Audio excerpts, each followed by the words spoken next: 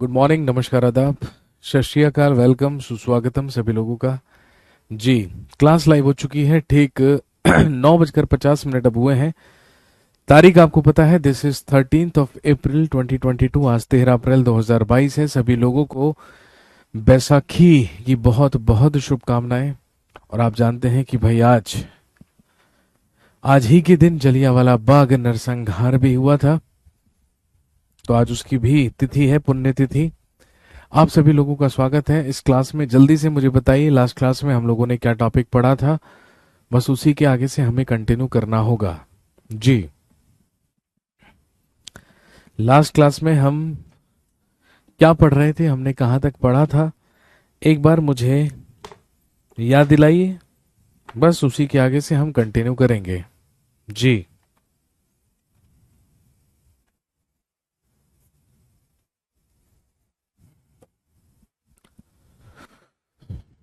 बहादुर शाह जफर तक पढ़ाया था। कहने का मतलब, हम लोगों ने पढ़ना शुरू किया था मॉडर्न इंडिया, आधुनिक भारत।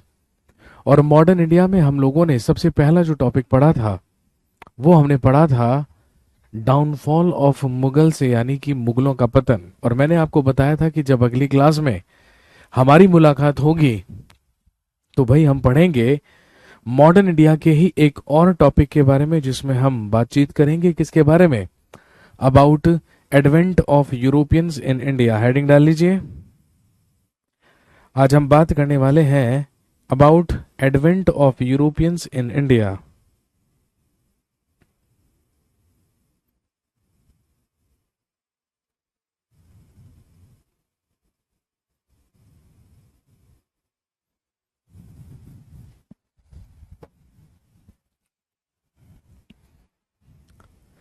चलिए जी, हेडिंग डालेंगे advent of Europeans in India.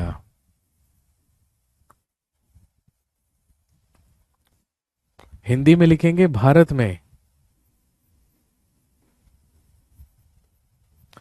Bharat में यूरोपियों का आगमन।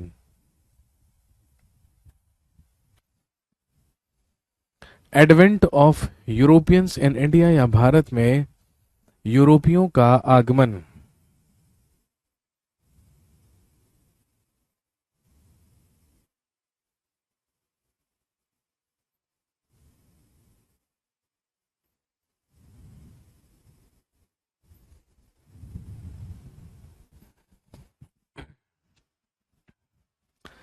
Advent of Europeans in India, या भारत में यूरोपियों का आगमन। इस टॉपिक में हम बात करेंगे उन यूरोपियन कंपनीज के बारे में, उन यूरोपियंस के बारे में जो भारत में व्यापार करने के उद्देश्य से आए, और व्यापार करते करते ही उन्होंने यहाँ पर डोमिनेट करना शुरू कर दिया, यहाँ पर अधिकार करना शुरू कर दिया। तो दोस्तों, हम ऐसी 5 यूरोपियन कंपनीज के बारे में बात करेंगे जो हमारे देश में आए थे, जिनका हमारे देश में आगमन हुआ था। तो ध्यान रखेंगे, यूरोपियन कंपनीज में भारत में आने वाले सबसे पहले हुए, हेडिंग डाल लीजिए, पोर्चुगीज। सबसे पहले लिखिए पोर्चुगीज या पुर्तगाली।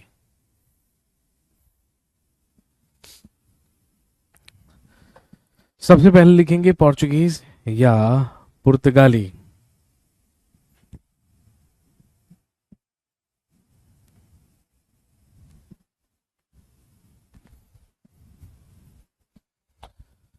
तो भारत में आने वाले यूरोपियन कंपनीज में सबसे पहले भारत में आने वाले हुए पुर्तगाली या पोर्चुगीज। भाई आप सब जानते हैं, पोर्चुगल या पुर्तगाल यूरोप में एक देश है, यूरोप में कंट्री है, और जिसकी राजधानी है लिस्बन। तो भारत में आने वाले जो सबसे पहले यूरोपियंस थे, वो कहां से आए थे? वो पुर्तगाल से ही आए थे। और ध्यान रखेंगे, 20 मई 1498 को भारत में आने वाला सबसे पहला पुर्तगाली हुआ वास्को डिगामा। लिख लीजिएगा, भारत में आने वाला प्रथम पुर्तगाली वास्को डिगामा हुआ। ये 20 मई 1498 ईस्वी को भारत आया था और आप जानते हैं कि ये केरल के कालीकट नामक स्थान पर पहुंचा था। केरल के कालीकट में ही, लिख लीजिएगा,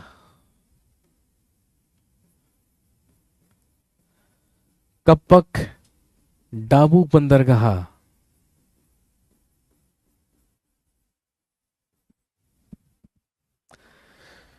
20 मई 1498 ईस्वी को भारत में आने वाला सबसे पहला पुर्तगाली, सबसे पहला पोर्चुगीज हुआ वास्को डिगामा, जो केरल के कालीकट नामक स्थान पर कप्पक डाबू बंदरगाह पर आया, अपना शिप लेकर, अपना पानी का जहाज लेकर, जिसका नाम था साओ गैब्रियल।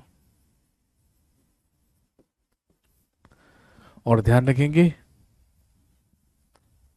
एक पथ प्रदर्शक की मदद से, जिसका नाम था अब्दुल मनीद।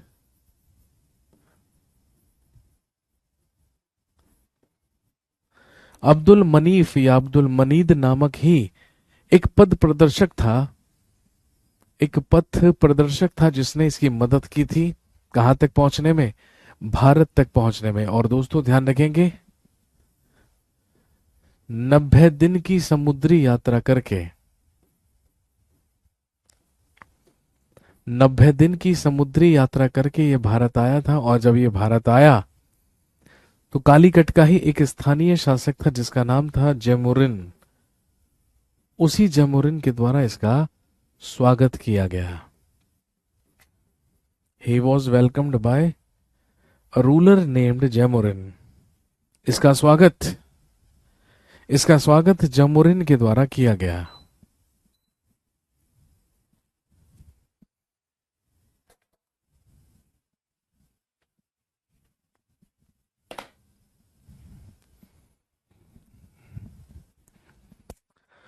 और हम सब जानते हैं, वास्को डिगामा के आने से ही 1498 में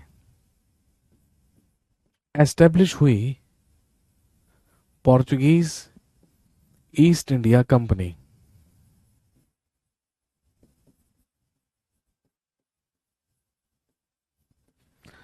1498 ईस्वी में ही एस्टेब्लिश हुई पोर्चुगीज ईस्ट इंडिया कंपनी या पुर्तगाली ईस्ट इंडिया कंपनी।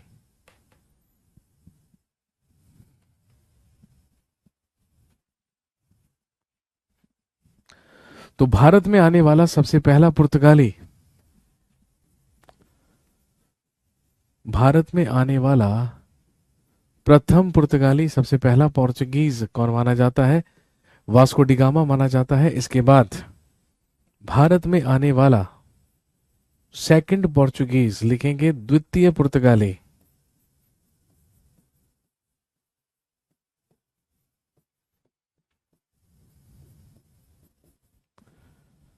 सन 1500 ईस्वी में आया। भारत में आने वाला दूसरा पुर्तगाली, दूसरा पोर्चुगीज 1500 ईस्वी में आया, जिसका नाम था पेड्रो अल्बरेज कैब्राल।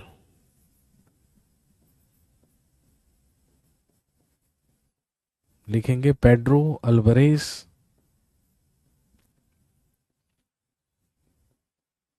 कैब्राल।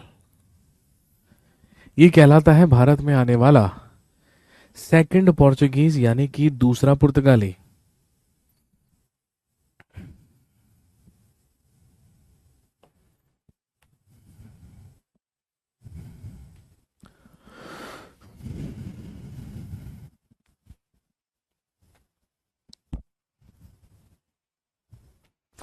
ऐसा कहा जाता है 1498 ईस्वी में जब वास्को डिगामा भारत आया, केरल के कालीकट नामक स्थान पर तो वो लगभग 1 साल तक भारत में रहा, और 1 साल तक भारत में रहने के बाद अगले साल 1499 ईस्वी में 1499 में वो गोवा बंदरगाह से भारत से वापस लौट गया। और जब वो गोवा बंदरगाह से वापस लौटा तो खाली हाथ नहीं लौटा।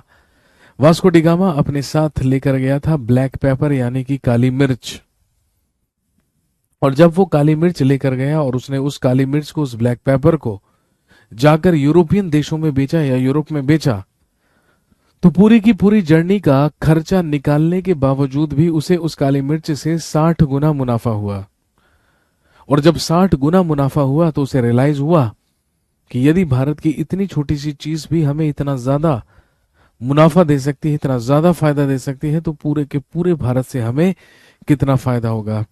इसीलिए ही decided to get back to India. इसीलिए इसने डिसाइड किया कि ये भारत वापस लौटेगा।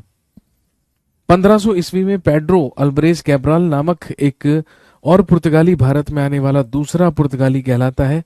लेकिन ध्यान रखेंगे 1502 ईस्वी में, लिख लीजिए, Vasco D gamma arrived again.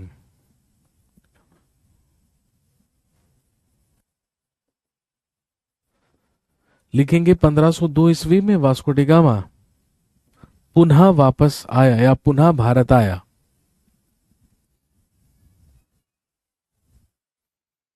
इन 1502 Vasco D gamma arrived again. 1502 ईस्वी में वास्को डी गामा का पुनः आगमन हुआ। और आप अच्छी तरीके से जानते हैं इसी के अगले साल इन 1503 1503 ईस्वी में, लिखेंगे, Portuguese established their first factory. पुर्तगालियों के द्वारा अपनी प्रथम फैक्ट्री या पहला कारखाना कोचिन में खोला गया। पुर्तगालियों ने अपनी भारत में सबसे पहली फैक्ट्री स्थापित की, कहां पर? कोचिन में।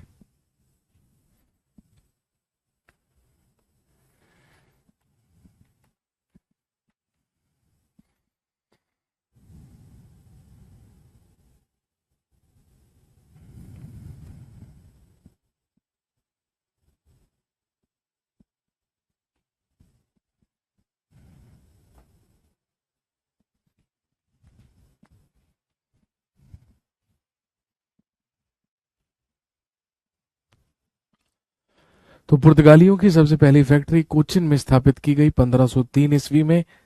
और ध्यान रखेंगे पुर्तगालियों के प्रशासन या एडमिनिस्ट्रेशन को ही चलाने के लिए 1505 ईस्वी से लेके 1509 ईस्वी तक भारत में पुर्तगालियों का सबसे पहला गवर्नर, पुर्तगालियों का पहला गवर्नर बनाकर भेजा गया, लिखेंगे, फ्रांसिस्को डी अल्मीडा को।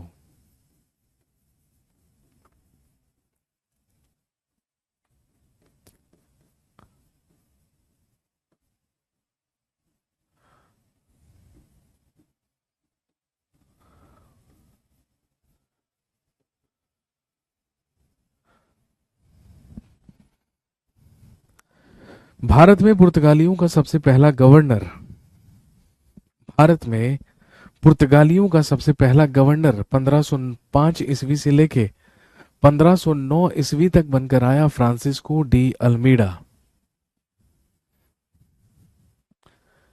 ये कहलाता है पुर्तगालियों का सबसे पहला गवर्नर। लिखेंगे, ही कॉन्कर्ड अरेबियन सी।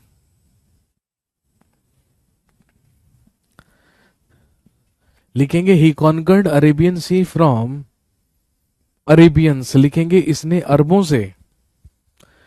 अरबों से अरब सागर पर अधिकार किया। क्योंकि जब पुर्तगाली भारत में आए थे तो उस समय पूरे के पूरे अरेबियन सी पर, पूरे के पूरे अरब सागर पर अरेबियंस का ही डोमिनेंस हुआ करता था। वही लोग यहां पर व्यापार किया करते थे। लेकिन फ्रांसिस्को डी अल्मीडा ने एक एक करके पूरा का पूरा व्यापारिक एकाधिकार समाप्त कर दिया अरेबियंस का। और ध्यान रखेंगे, अब पूरे के पूरे अरब सागर पर अब पूरे के पूरे अरब सागर पर अधिकार हुआ किसका? पुर्तगालियों का या पोर्चुगीज का?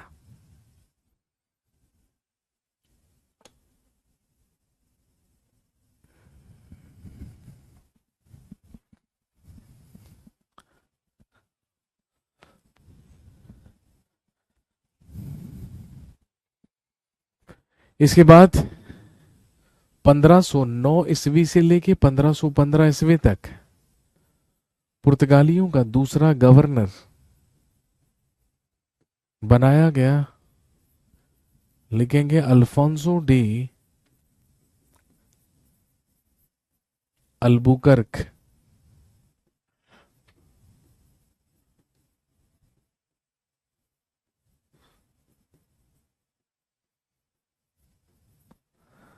पुर्तगालियों का दूसरा गवर्नर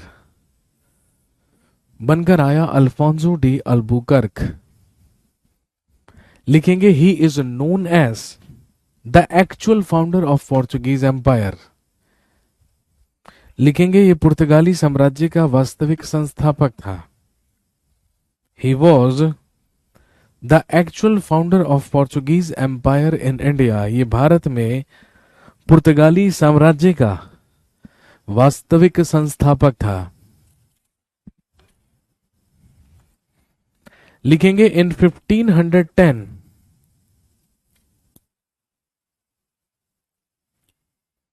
लिखेंगे इन 1510 1510 ईस्वी में लिखेंगे he got Goa from Adil shahi Sultan of Bijapur. लिखेंगे 1510 ईस्वी में इसने बीजापुर के आदिल शाही सुल्तान से गोवा प्राप्त किया।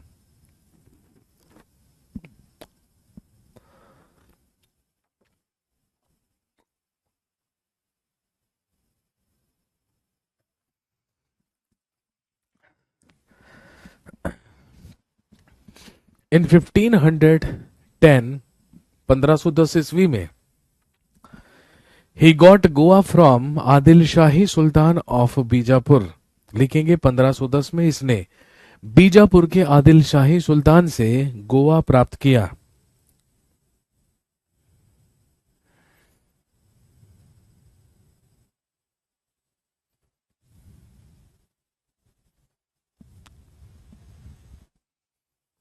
इसके अलावा in 1511 he conquered Malacca and in 1515 he conquered हरमुज।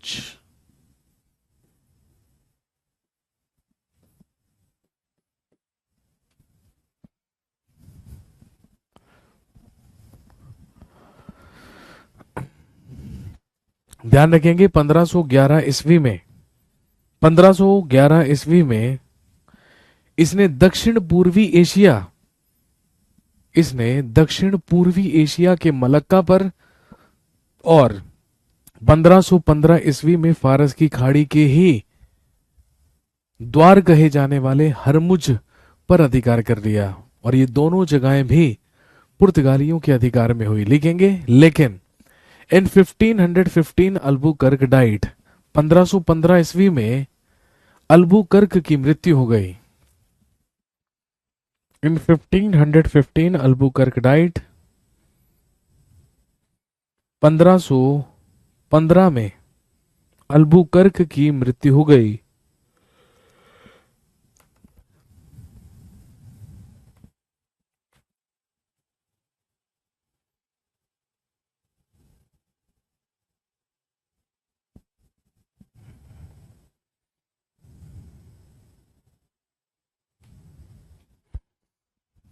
इसके बाद 1529 ईस्वी से लेके 1538 ईस्वी तक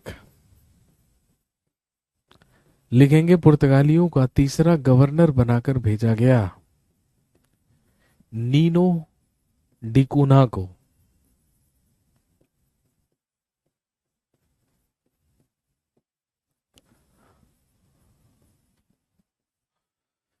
पुर्तगालियों का भारत में तीसरा गवर्नर बनाकर भेजा गया?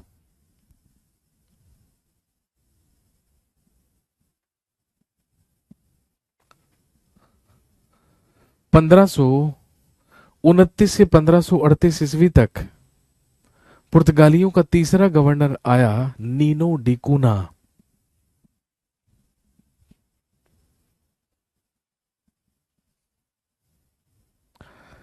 और ध्यान रखेंगे, नीनो डी कूना से एक क्वेश्चन बनता है इंपॉर्टेंट। लिखेंगे in 1530 he shifted their capital from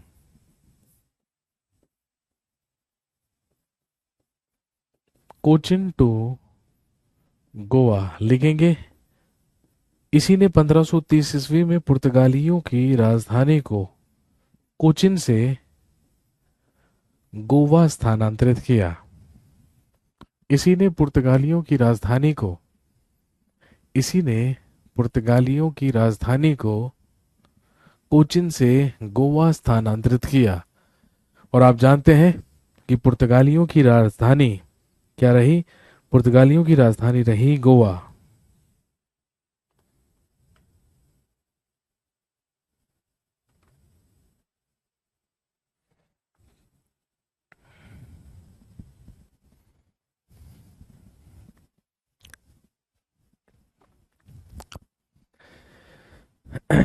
ध्यान रखेंगे, यूरोपियंस में पुर्तगाली भारत में आने वाले सबसे पहले थे, लेकिन ये भारत से गए सबसे बाद में। 1961-62 तक पुर्तगाली गोवा और दमन दीव में रहे और आखिरी बार 1961 में 1961 में इन्हें गोवा और दमन दीव से निकाला गया और 1962 में 1962 में गोवा को और साथ में दमन और दीव को क्या बना दिया गया? यूनियन टेरिटरीज यानी कि संघ शासित क्षेत्र बना दिया गया। इसके अलावा आपको ध्यान रखना है कि वो कौन कौन सी चीजें थी जो पुर्तगाली ही भारत में लेकर आए थे अपने साथ। तो ध्यान रखेंगे, पुर्तगाली ही भारत में अपने साथ लेकर आए पोटैटो। लिखेंगे भारत में आलू की खेती की शुरुआत करने वाले सबसे पहले कौन हुए? पुर्तगाली। पुर्तगालियों ने ही भारत में आलू की खेती शुरू की। यही लेकर आए भारत में टोबैको, तंबाकू। इसके अलावा रेड चिली, लाल मिर्च। इसके अलावा इन्हीं के द्वारा भारत में शिप बिल्डिंग यानी कि जहाज निर्माण की शुरुआत की गई। इसी के अलावा जो भारत में चर्च बनाए जाते थे, जो चर्च के कैथोलिक मॉडल थे, वो भी भारत में शुरू किए। किसने? पुर्तगालियों ने। पुर्तगालियों ने ही भारत में या भारत का व्यापार शुरू किया किसके साथ? जापान के साथ। और सबसे इंपॉर्टेंट कंट्रीब्यूशन ध्यान रखेंगे, पुर्तगाली ही भारत में लेकर आए सबसे पहले प्रिंटिंग प्रेस। भारत में प्रिंटिंग प्रेस की शुरुआत भी सबसे पहले भारत में प्रिंटिंग प्रेस की भी शुरुआत करने वाले सबसे पहले कौन माने जाते हैं? पुर्तगाली माने जाते हैं।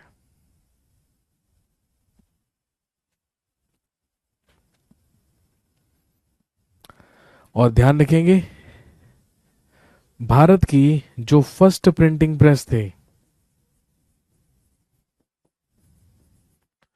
भारत की पहली प्रिंटिंग प्रेस 1556 में 1556 में, ध्यान रखेंगे, गोवा में स्थापित की गई थी। 1556 में 1556 में गोवा में पुर्तगालियों के द्वारा सबसे पहली प्रिंटिंग प्रेस लगाई गई थी। यह था भारत में पुर्तगालियों का आगमन। आप जानते हैं पुर्तगालियों के बाद भारत में आने वाले अगले जो यूरोपियंस थे वो कहां से आए? नीदरलैंड्स या हॉलैंड से आए। और आप जानते हैं नीदरलैंड या हॉलैंड के लोग क्या कहलाते हैं? डच। पुर्तगालियों के बाद भारत में आने वाले पुर्तगालियों के बाद भारत में आने वाले दूसरे यूरोपियंस हुए डच।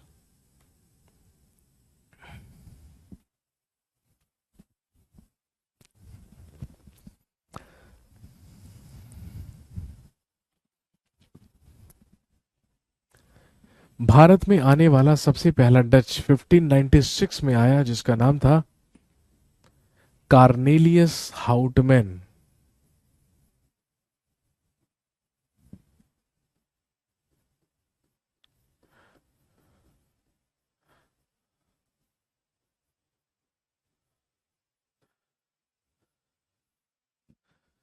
भारत में आने वाला सबसे पहला डच कहलाता है कार्नेलियस हाउटमैन।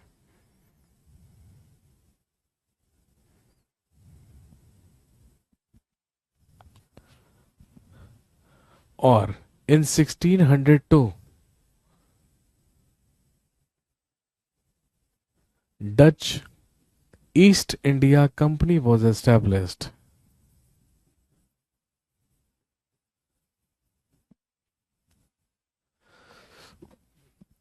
और लिखेंगे 1602 ईस्वी में डच ईस्ट इंडिया कंपनी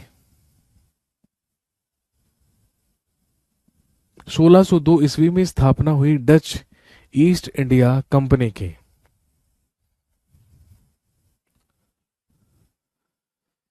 कहने का मतलब जो डच थे वो भारत में आ तो अंग्रेजों से पहले गए थे, इनका भारत में आगमन तो अंग्रेजों से पहले हो गया था, लेकिन इनकी ईस्ट इंडिया कंपनी अंग्रेजों के बाद स्थापित हुई थी, क्योंकि हम जानते हैं British east India Company was established in 1600। भाई अंग्रेजी ईस्ट इंडिया कंपनी की स्थापना तो सन 1600 में हो गई थी, इनकी स्थापना हुई थी 1602 ईस्वी में। ये थी डच ईस्ट इंडिया कंपनी, जिसमें शुरुआत में 17 बोर्ड ऑफ डायरेक्टर्स यानी कि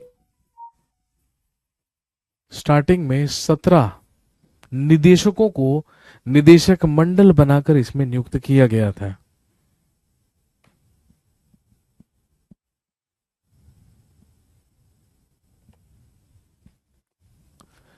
इसके बाद ध्यान रखेंगे इन 1605 1605 ईस्वी में they established their first factory in Masulipatnam.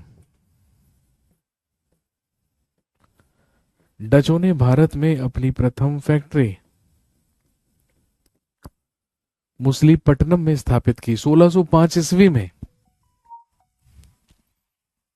1605 ईस्वी में डचों की सबसे पहली फैक्ट्री मुसलीपट्टनम में स्थापित की गई।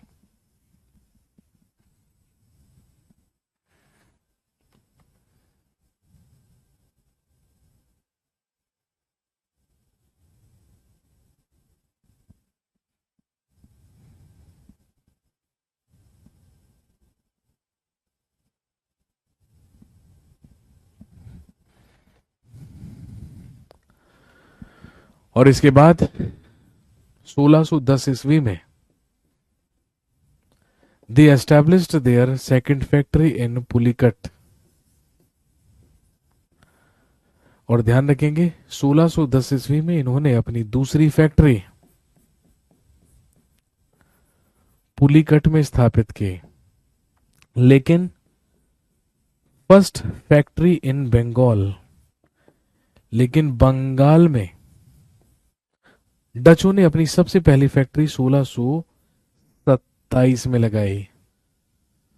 बंगाल में इनके द्वारा अपनी सबसे पहली फैक्ट्री 1627 ईस्वी में लगाई गई थी, जो कहां पर लगी थी, लिखेंगे पिपली में।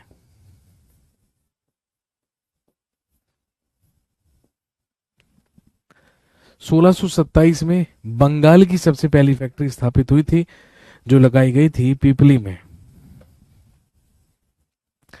लिखेंगे Dutches issued golden coins in India. डचों ने भारत में स्वर्ण सिक्के चलवाए। डचेस एस्टैब्लिश्ड और issued golden coins in India.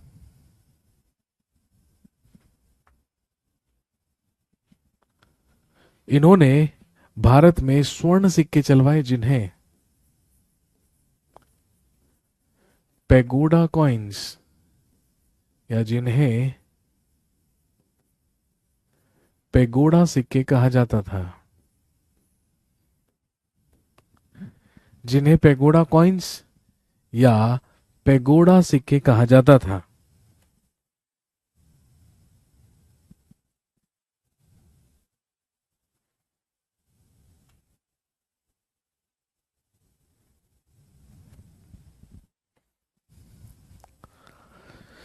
लिखेंगे Dutches had two industries in India. भाई भारत में डचों के पास दो महत्वपूर्ण उद्योग थे। कौन कौन से? पहला, कॉटन टेक्सटाइल इंडस्ट्री यानी कि सूती वस्त्र उद्योग, और दूसरा इंडिगो इंडस्ट्री यानी कि नील उद्योग। ये भारत के दो महत्वपूर्ण उद्योग हुआ करते थे, दो इंपॉर्टेंट इंडस्ट्रीज हुआ करती थी। एक सूती वस्त्र उद्योग और दूसरा कहलाता था इंडिगो इंडस्ट्री या नील उद्योग।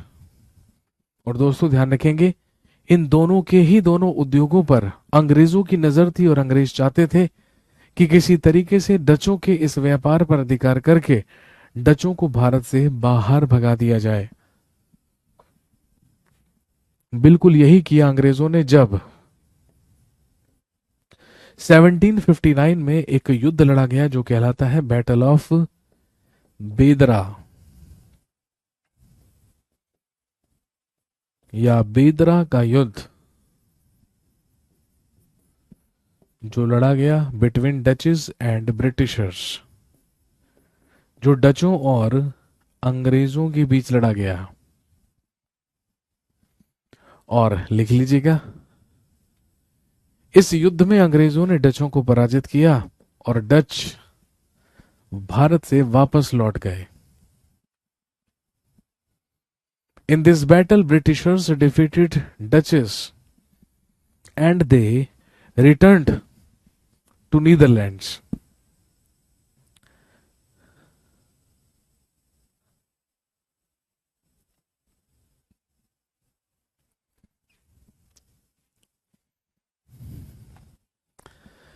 इस युद्ध में अंग्रेजों ने डचों को पराजित किया।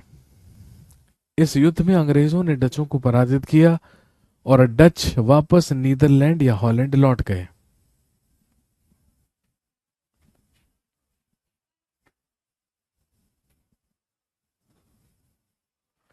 डचों के बाद भारत में आगमन हुआ ब्रिटिशर्स का या अंग्रेजों का। पुर्तगालियों और डचों के बाद भारत में आए ब्रिटिशर्स या अंग्रेज। तो तीसरे यूरोपियंस लिखेंगे ब्रिटिशर्स या अंग्रेज।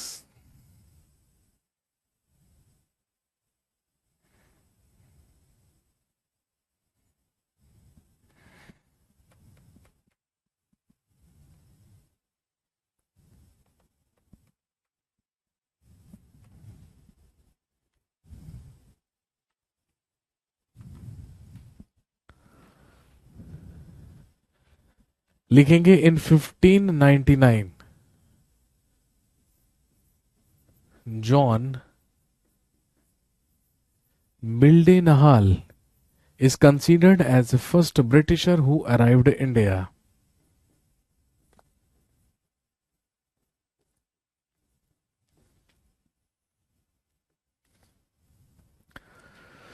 पंद्रह सौ निन्यानवे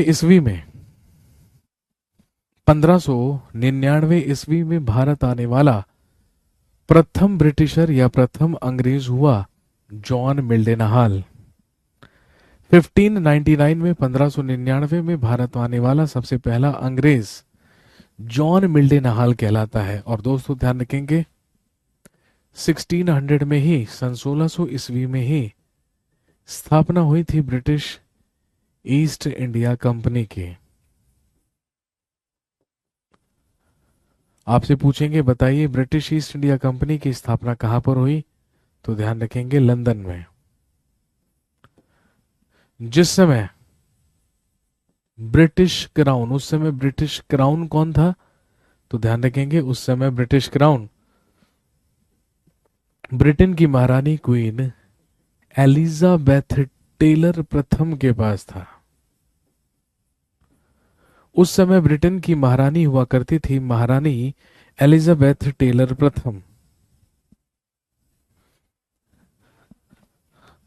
उस समय ब्रिटेन की महारानी हुआ करती थी एलिजाबेथ फर्स्ट या एलिजाबेथ टेलर फर्स्ट। और हम सब जानते हैं उस समय भारत का मुगल बादशाह कौन हुआ करता था? जलालुद्दीन मोहम्मद अकबर। अकबर के शासनकाल में ही अंग्रेजों का भारत में आगमन हुआ था। जितने भी यूरोपियंस भारत में आए वो सारे के सारे समुद्री मार्ग से आए थे। लेकिन ध्यान रखेंगे, ऐसा कहा जाता है कि जो जॉन मिल्डेनहाल था ये थल मार्ग से बाय रोड भारत में आया था, जिस समय भारत का मुगल बादशाह जलालुद्दीन अकबर हुआ करता था। लेकिन समुद्री मार्ग से बाय सी रूट,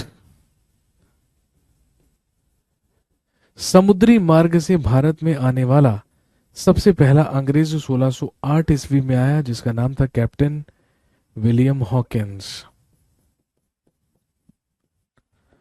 भारत में आने वाला समुद्री मार्ग से सबसे पहला अंग्रेज कैप्टन विलियम हॉकिंस माना जाता है, जो अपने शिप से भारत आया था। इसके शिप का नाम था हेक्टर या रेड ड्रैगन।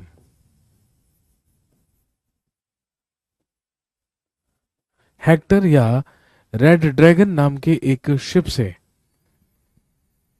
ये समुद्री मार्ग से भारत में आने वाला सबसे पहला ब्रिटिशर था, सबसे पहला अंग्रेज था।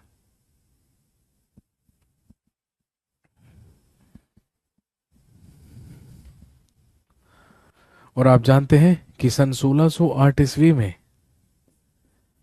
महाराज जेम्स प्रथम या किंग जेम्स फर्स्ट का ही प्रतिनिधि लेख बनकर ये जहांगीर के दरबार में पहुंचा था। और जहांगीर ने इनिशियली अंग्रेजों को मुसलीपट्टनम में फैक्ट्री स्थापित करने की परमिशन भी दी थी। इसीलिए 1611 में इन्होंने पहले अपनी टेम्परेरी फैक्ट्री, अस्थायी फैक्ट्री मुसलीपट्टनम में ही स्थापित की थी। लेकिन इन 1613 लेकिन 1613 ईस्वी में Britishers established their first factory. अंग्रेजों ने अपनी पहली फैक्ट्री गुजरात के सूरत में स्थापित की। अंग्रेजों ने अपनी सबसे पहली फैक्ट्री भारत में सूरत में लगाई।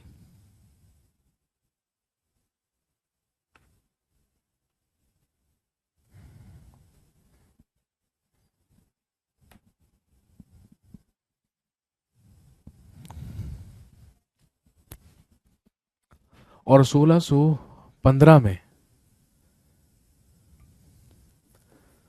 जहांगीर के ही दरबार में एक और ब्रिटिशर आया, जिसका नाम था सर टॉमस रो। इसके बाद धीरे धीरे भारत में अंग्रेजों ने अपने व्यापार को विस्तृत करना शुरू किया, उसको एक्सपेंड करना शुरू किया। और ध्यान रखेंगे,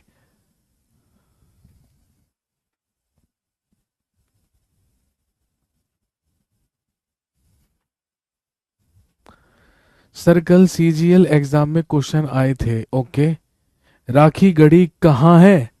भाई इससे आसान क्वेश्चन और क्या हो सकता है? हरियाणा के हिसार जिले में है राखी गढ़ी। दूसरा क्वेश्चन, कनिष्क किस वंश का संस्थापक था?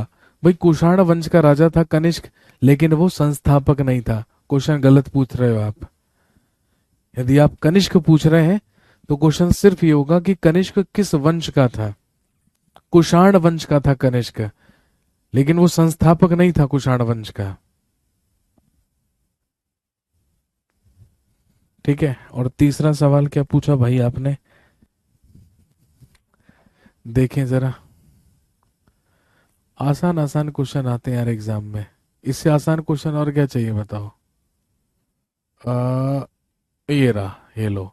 तैमूर ने किसके शासनकाल में अटैक किया था? याद कीजिए, तुगलक वंश और तुगलक वंश का सुल्तान नसीरुद्दीन महमूद। याद आया? 1394 ईस्वी से लेके 1414 ईस्वी तक दिल्ली सल्तनत में तुगलक वंश का सुल्तान हुआ नसीरुद्दीन महमूद। उसी के शासनकाल में 1398 में तैमूर का आक्रमण हुआ।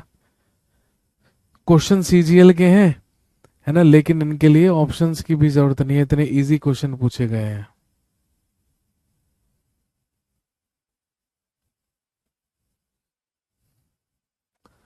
सर 13 अप्रैल को इंटरनेशनल जाट डे, अच्छा जी, कमाल की बात है, ये तो मैं पहली बार सुन रहा हूँ भाई। जाट भी इंटरनेशनल होने लगे हमारे देश में।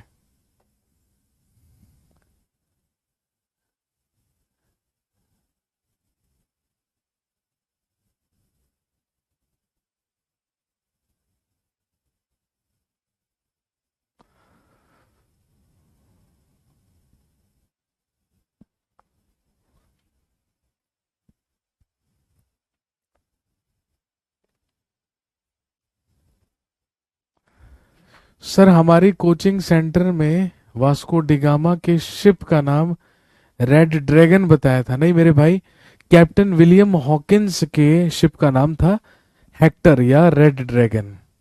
वास्को डिगामा की शिप का नाम साओ गैब्रियल था।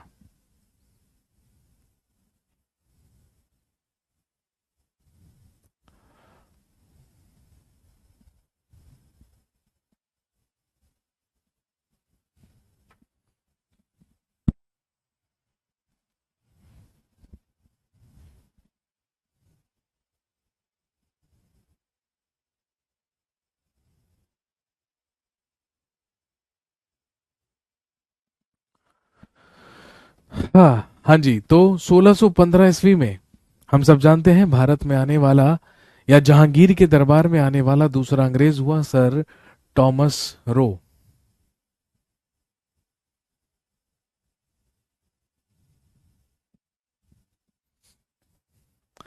इसके बाद 1639 में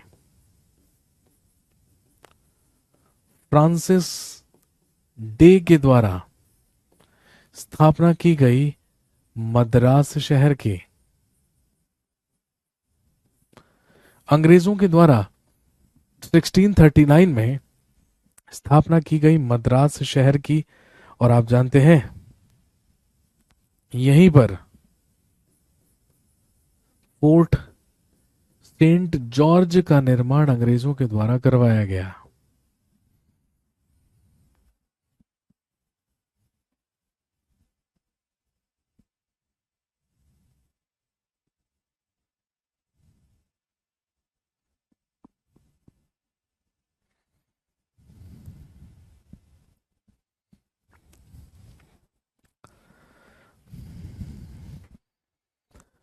इसके बाद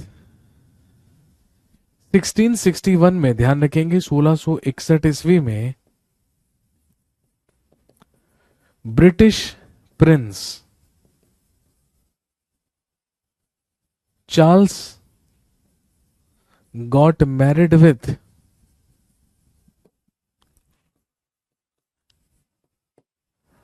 इन 1661 British prince Charles got married with Catherine Braganza.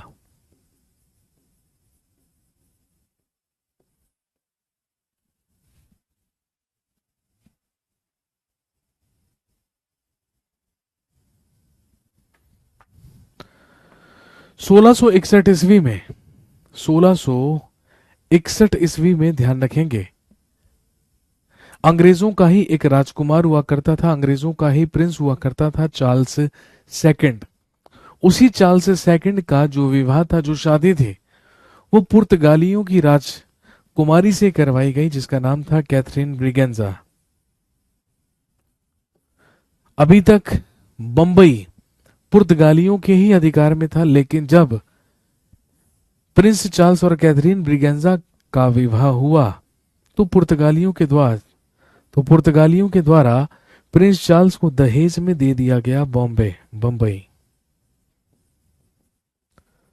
और ध्यान रखेंगे 1668 ईस्वी में Charles gave Bombay to East India Company.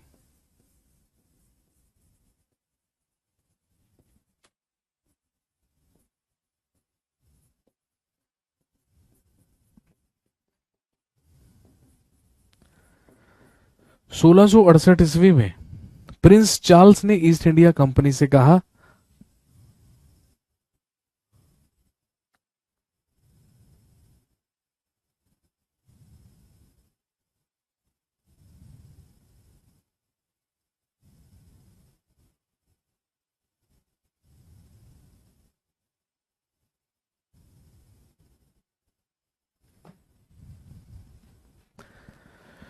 1668 में चार्ल्स के ही द्वारा बंबई को 10 पाउंड सालाना किराए पर ईस्ट इंडिया कंपनी को दे दिया गया।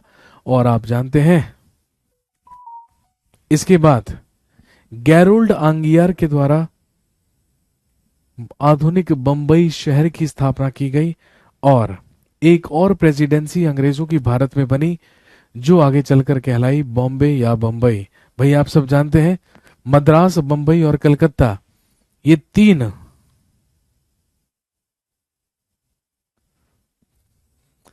प्रेसिडेंसी भारत में हुआ करती थी, ब्रिटिशर्स की, अंग्रेजों की।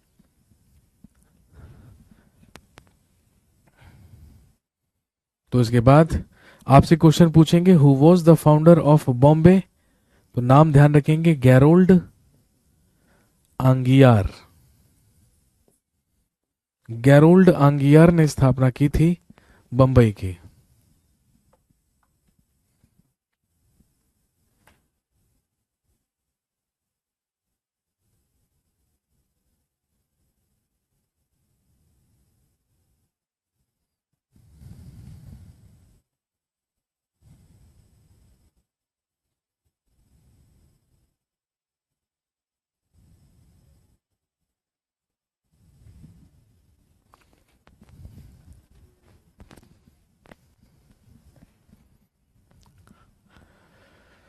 नोट कीजिए फटाफट।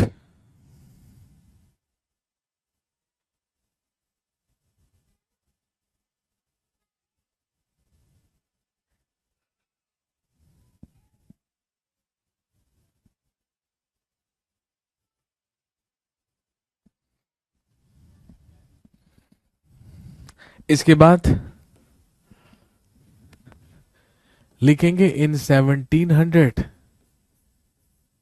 Job चारनॉक founded.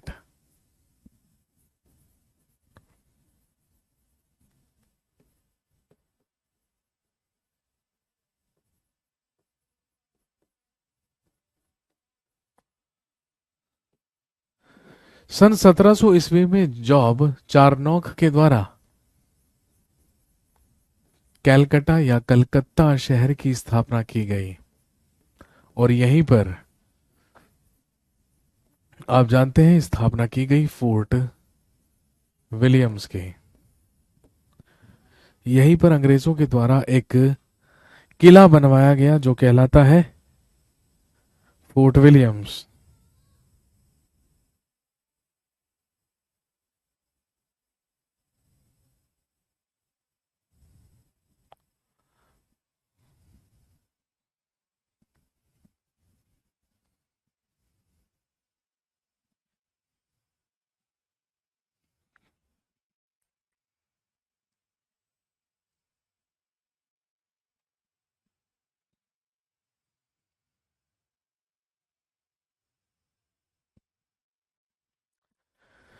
और इन्हीं तीन प्रेसिडेंसीज में अंग्रेजों का व्यापार भारत में शुरू किया गया। इसके बाद भारत में आने वाले अगले यूरोपियंस से लिखेंगे डेन्स या डेनिश। और आप सब जानते होंगे, डेनमार्क के लोगों को ही क्या कहा जाता है? डेन्स या डेनिश कहा जाता है। In 1616 Danes East India Company was established. अंग्रेजों के बाद भारत में आने वाले लोग थे डेनिश। 1616 ईस्वी में डेनिश ईस्ट इंडिया कंपनी की स्थापना की गई।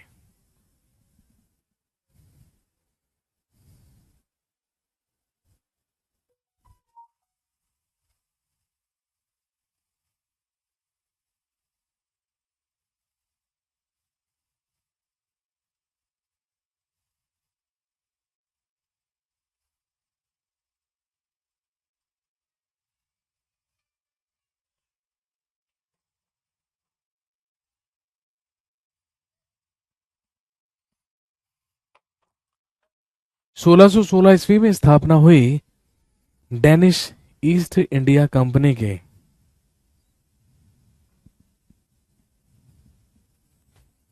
और ध्यान रखेंगे in 1620 they established their first factory in Tranquebar, या जिसे त्रावणकोर कहा जाता है। तंजौर जिले में है त्रावणकोर, जहां पर डेन्स की सबसे पहली फैक्ट्री स्थापित की गई 1620 ईस्वी में।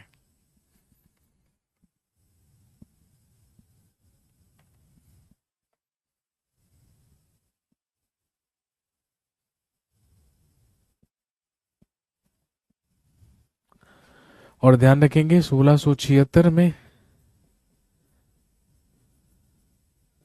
They established their second factory in Serampore, Bengal.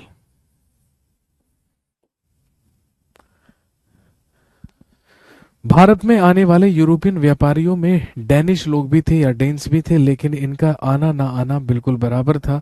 बहुत ही सीमित और छोटा सा व्यापार इनका भारत में हुआ करता था। केवल 2 फैक्ट्रीज लगाकर भारत में व्यापार किया करते थे, एक त्रावणकोर में और एक बंगाल के श्रीरामपुर में। लंबे समय तक भारत में व्यापार किया चुपचाप शांति से, लेकिन खुद अपनी मर्जी से 1745 में लिखेंगे in 1745 they sold their trade to Britishers, they sold their trade to Britishers and returned to Denmark. लिखेंगे 1745 में अपना व्यापार अंग्रेजों को बेचकर 1745 में अंग्रेजों को अपना व्यापार बेचकर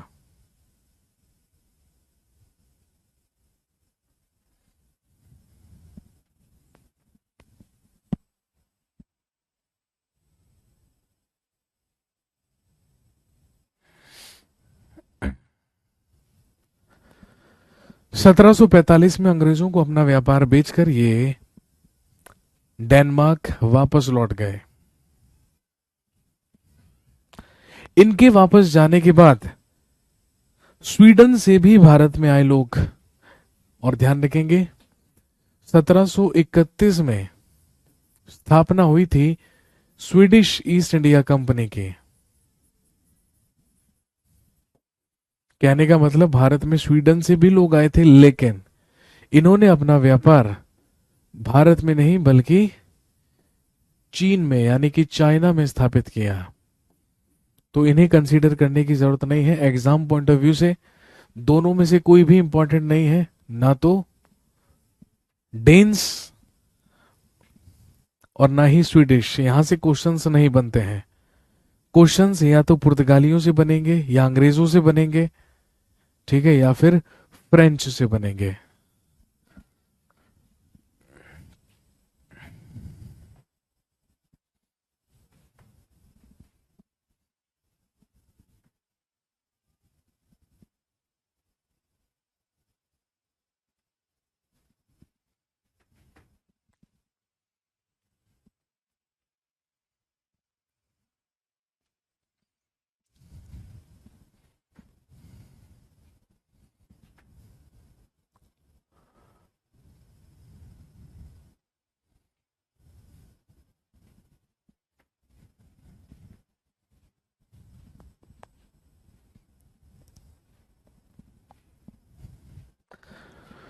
तो दोस्तों ये थी भारत में आने वाली शुरुआती 4 यूरोपियन कंपनीज, जिसमें हमने पहले पुर्तगालियों के बारे में, फिर डचों के बारे में, फिर अंग्रेजों के बारे में और फिर डेनिश या डेन्स के बारे में बात की।